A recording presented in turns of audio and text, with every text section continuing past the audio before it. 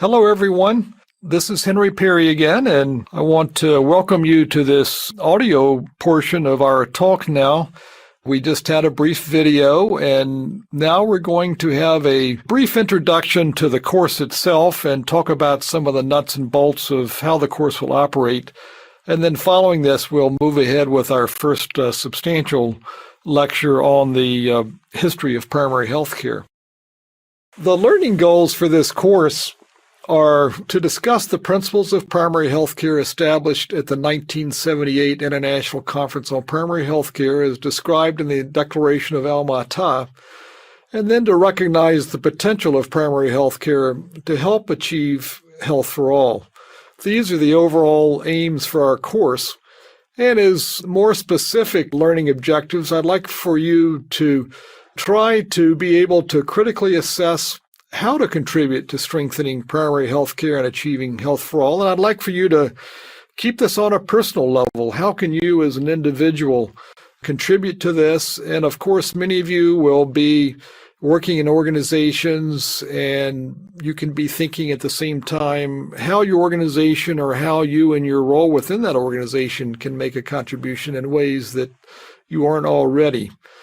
And one of the other fundamental parts of the learning objective for this course will be to help you think a little bit more deeply about participatory methods in building community capacity to solve priority problems in varied healthcare settings. So this whole notion of community participation, community partnership, community empowerment is a fundamental idea in primary health care as expressed in Alma-Ata that's frequently missing from other versions of primary health care, and in particular, the more medicalized notion of primary medical care.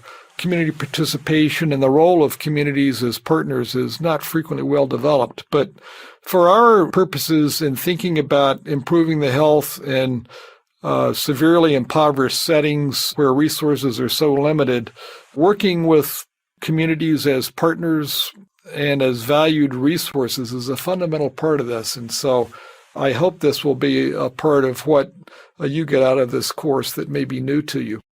Our course is a 5-week course, and so we'll run on a weekly basis with a different set of activities each week.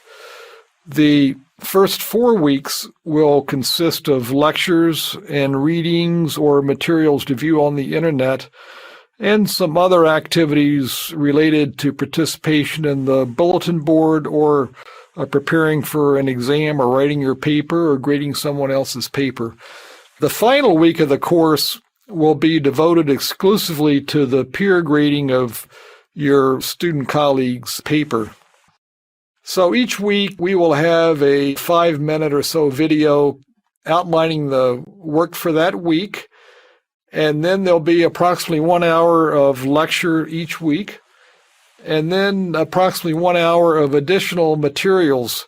Some of these are readings that I'll be asking you to review, and others will be videos that I've picked up that are very inspiring to me and I hope will be of great interest to you. So those two things, the lecture and the readings or the viewings of special clips on the internet, will take together about 2 hours a week. And then it's my intent that you will have approximately 2 hours each week for additional activities, making your total commitment to complete this course on the order of 4 hours a week. So in those additional 2 hours, you'll need some time to be reflecting on what you've read and what you've heard, some time to review the written materials, prepare for your weekly quiz, which I'll tell you about in just a minute.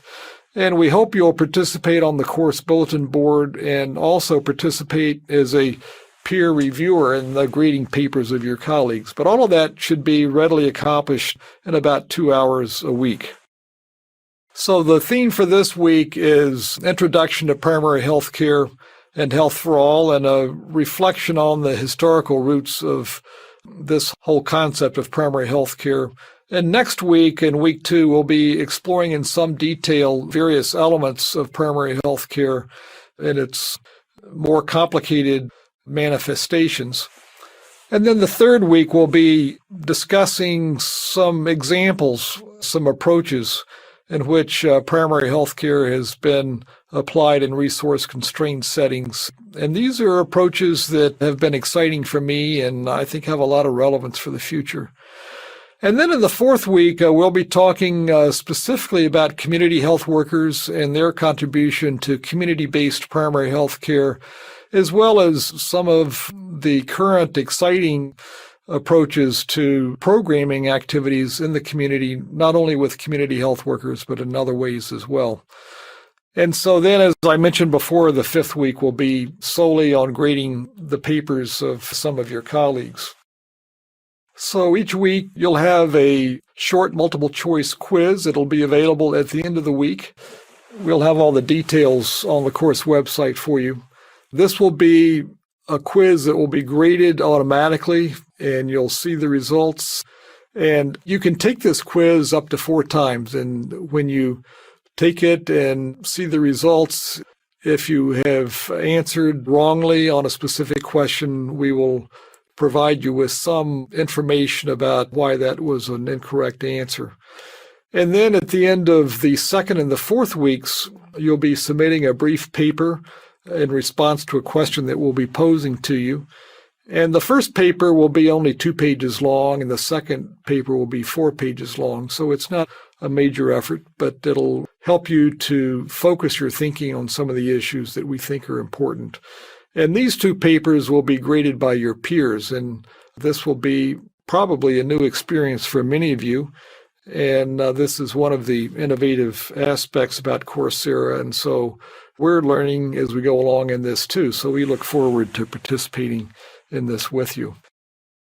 All of the materials that you'll be asked to either read or review will be documents or videos that can be downloaded off the internet. And then we'll also be providing for you some supplementary readings or internet-based videos for those of you who want to pursue this topic in more detail. And then finally, I'll be spending several hours each week reviewing the postings on the bulletin board. I'll have a teaching assistant working with me on this. And we'll do our best to respond to queries and participate in discussions, and we look forward to seeing your comments and questions as you go through this course. In order to pass the course, you'll need to complete the assignments on time, and you'll need to have a score of 70 or higher, and if you do, you'll get a certificate of completion. Each quiz will be worth 10 points, so there are 4 quizzes, so that's 40 points. The first paper will be worth 20 points, and the second paper will be worth 40 points. And unfortunately, the logistics of running one of these courses make it necessary for us to not allow submissions following the deadline, and I think you'll understand the need for that. But we won't be able to deal with exceptional circumstances, which professors are always dealing with in the live classroom with real life problems that students always have. So we beg for your tolerance on this particular issue. But I hope this gives you a sense of the course and how we'll operate on a practical basis. And we look forward to moving ahead, and we'll move right into the first lecture now. Thank you very much.